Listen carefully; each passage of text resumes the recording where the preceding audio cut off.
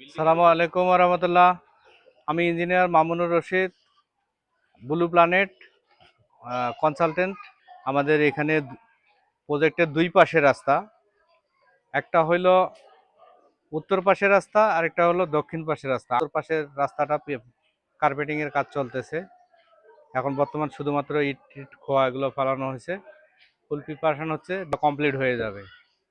তো আমাদের প্রজেক্টের এখন বর্তমান কাজ অনগোয়িং আছে। 8 নম্বর ফ্লোর কমপ্লিট হয়ে গেছে, 9 নম্বর ফ্লোরের গাঁথনির কাজ আজকে থেকে শুরু, মানে লেআউট দেওয়া হলো।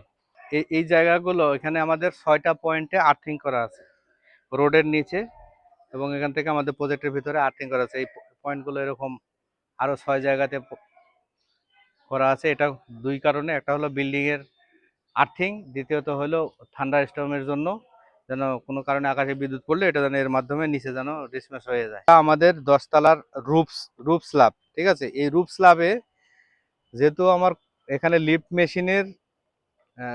মেশিন থাকবে, লিফট মেশিনের বটমটা হবে এখান থেকে, রুফ থেকে 5 ফিট হাইটে, 5 ফিট হাইটে হলো মেশিন রুমের বটম।